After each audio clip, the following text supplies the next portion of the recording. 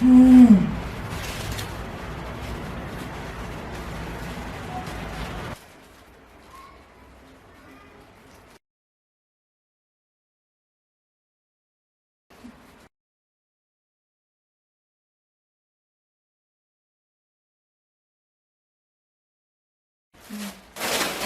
Astagfirullahaladzim. Ya ampun, Mbak. Buang sampah itu di tempat sampah, bukan di kali. Nih mbak kan lagi ngambilin sampah tuh. Tuh banyak tuh tetangga orang-orang sini pada buang sampah di sini. Udah mbaknya ambilin sampah aja biasanya. Nah tolong ya, ya. Ya ampun, Mbak. Pantas aja kali di sini sering banjir. Ternyata orang-orang sini sama semua kayak Mbak ya.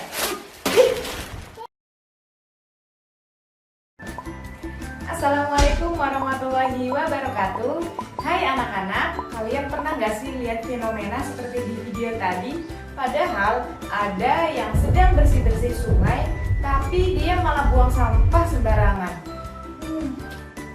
Kalian jangan ikut-ikut ya. Nah, kalau kita membuang sampah di sungai, lama-lama akan menimbulkan pencemaran air. Nah, kalian tahu tidak pencemaran? Nah, yuk kita bahas di sini. Check it out.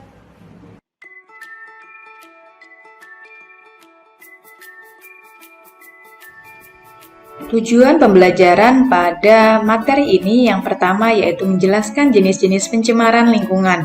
Yang kedua, menjelaskan sumber pencemaran lingkungan.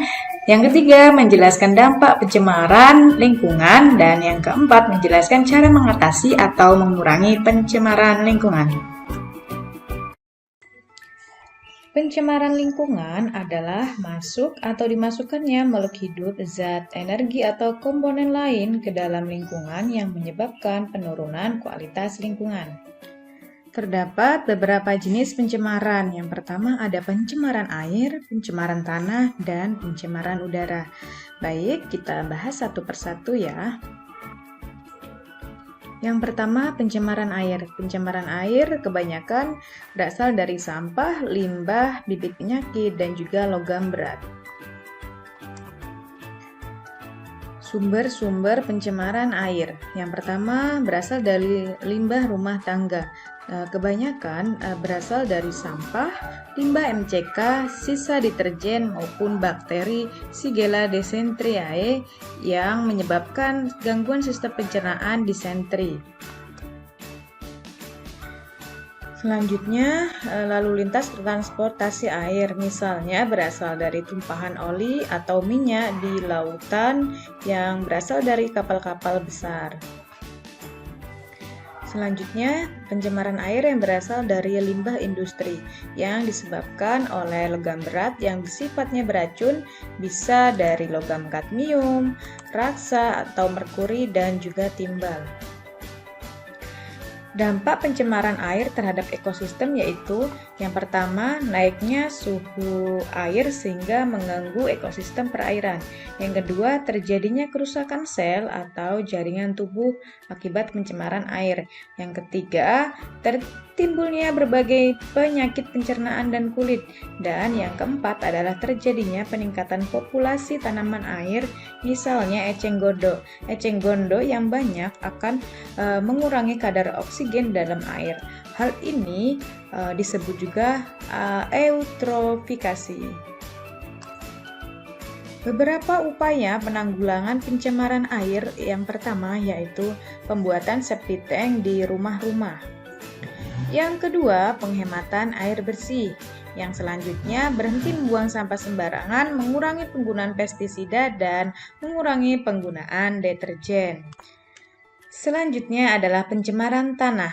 Sumber-sumber pencemaran tanah berasal dari yang pertama, pembukaan lahan pertanian. Yang kedua, limbah rumah tangga, penambangan minyak, dan pencemaran tanah juga berkaitan dengan pencemaran air. Karena jika terjadi pencemaran tanah, pasti air di dalam tanah meresap ke dalam tanah dan dialirkan ke sungai bahkan ke laut.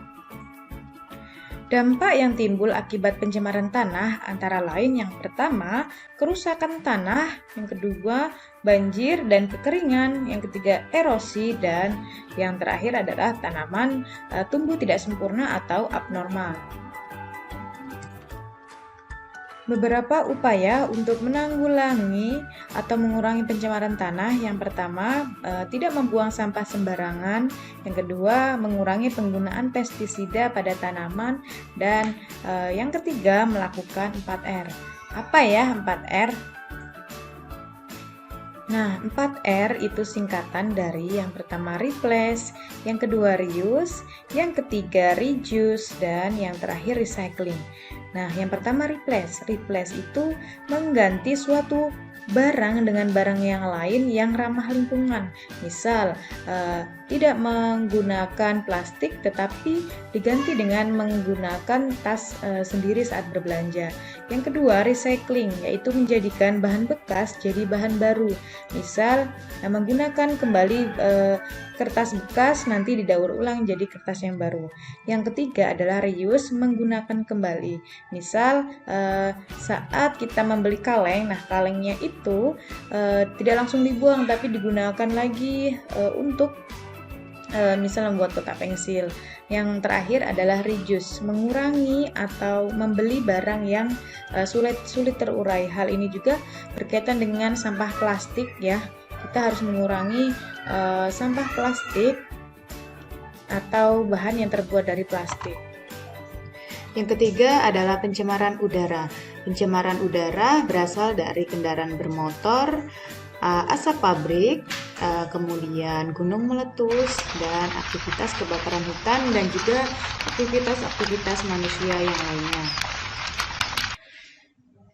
Selanjutnya, polutan penyebab pencemaran udara. Yang pertama adalah karbon dioksida dan karbon monoksida berasal dari aktivitas kendaraan bermotor, kemudian sulfur dioksida, nitrooksida, dan klorofluorokarbon. Nah, polutan-polutan penyebab pencemaran udara ini akan kita pelajari di bab berikutnya. Ngomongin mengenai polutan itu adalah sama saja dengan bahan pencemar. Jadi suatu zat itu disebut polutan jika kadarnya melebihi ambang batas atau batas normal, yang kedua berada di lingkungan dalam waktu yang lama, dan yang ketiga berada di tempat yang tidak semestinya. Cara mengurangi atau mengatasi pencemaran udara, yang pertama, kita selalu menggunakan transportasi publik atau umum. Yang kedua, melakukan reboisasi atau penghijauan, menghindari membakar sampah sembarangan, dan selalu berhemat listrik. Nah, anak-anak, itu tadi materi mengenai pencemaran lingkungan. Nah, mari kita sama-sama menjaga lingkungan kita, karena keselamatan bumi kita ada di tangan kita. Baik, sekian dari Ibu. Assalamualaikum warahmatullahi wabarakatuh.